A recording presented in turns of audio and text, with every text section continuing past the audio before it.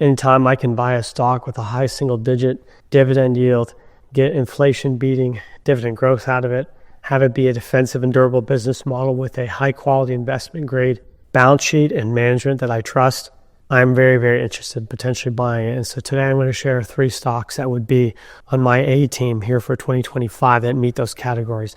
Before I get into the video, if you could please subscribe to my channel. I regularly put out content about my favorite dividend investing opportunities, important dividend investing tips and lessons I've learned the hard way so you don't have to. And I also look at some dividend funds and ETFs that you don't want to miss out on. So if you could please subscribe to my channel, I'd greatly appreciate it. Thank you so much.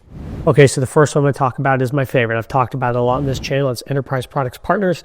Has that 7% distribution yield, 1.7 times coverage ratio, but it also has a very strong balance sheet with an A- credit rating, which happens to be the best in the midstream sector. Has a 19-year weighted average term to maturity on its debt. It has a very low 3 times leverage ratio, has billions of dollars in liquidity.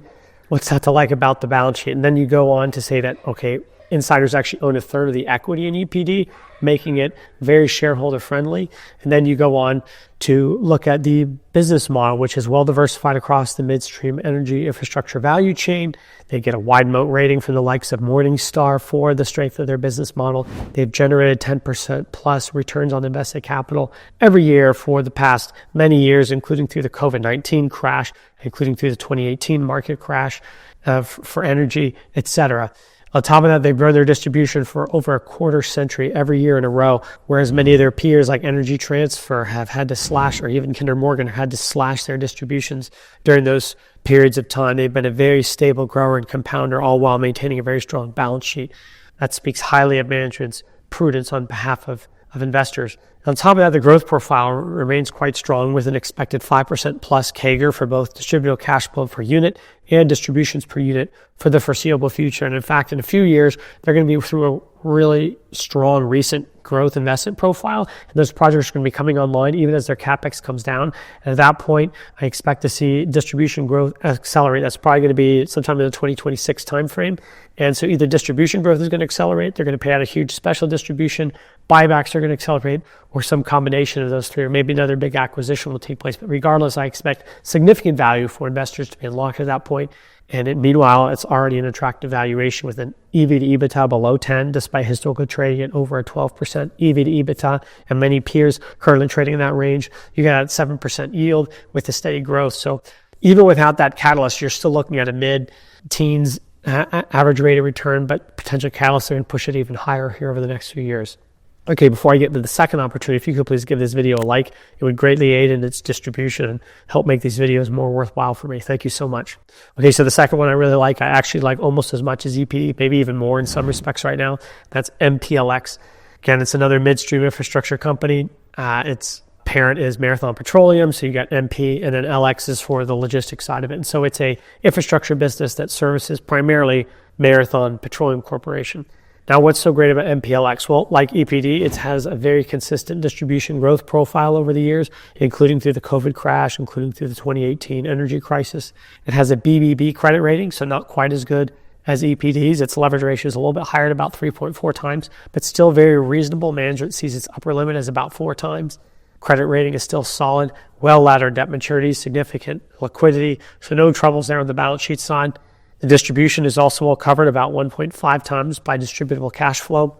It yields 8% on a forward-looking basis, so even higher yield than EPD. And management recently hiked its distribution by 12.5% and said that they expect to grow it at that rate for the foreseeable future because of their coverage ratio, because of their growth profile. Management feels really good about being able to do that. And so that makes it one of the most attractive and dynamic high-yield dividend growth stocks out there today. And then finally, the third one that I really like right now is Plains All-American Pipeline. Now, there are a couple of reasons I like Plains All-American Pipeline. First of all, just as the other two, it is an MLP, so it issues a K1 as the others do. But if your note like K1s, don't worry because they also issue a C Corp equivalent. PAGP is the ticker symbol. And it issues a 1099, so you can hold it in your IRA, you can hold it in your taxable account. Doesn't matter. It's a much better fit for you if you don't want to have to deal with the K1. It's an economic equivalent of PAA as well. Pays out the same dividend, etc., though it does trade at a premium for the convenience of being a 1099 issuer.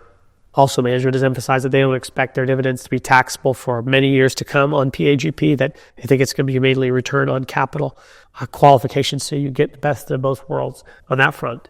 What else do I like about Plains? Well, they have a nice business model. They're primarily focused on servicing crude oil in the Permian Basin, which is one of the best oil production regions in the world. They also have a small NGL business in Canada, which is also quite attractive. But their Permian Basin asset is about 85% of the business. It's their crown jewel asset, really good quality assets. The vast majority of their cash flows are contracted and commodity price resistance. That gives the defensiveness of the business. Again, the location in the Permian with the high quality assets gives a durability aspect to it. They have a BBB credit rating with a leverage ratio of target between 3.25 and 3.5 times. So again, on the conservative side of things, well-laddered debt maturities, significant liquidity, and their distribution yields over 8% on a forward basis right now.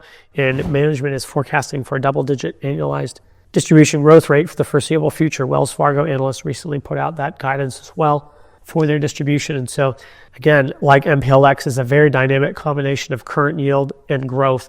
Makes it hard to see a lot of downside in this stock because the price is so high already. With that growth on top of it, it's a pretty attractive combination.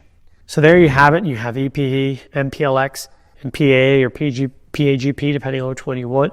High yields, strong growth rates, defensive and durable business models, investment grade balance sheets with low leverage and significant liquidity.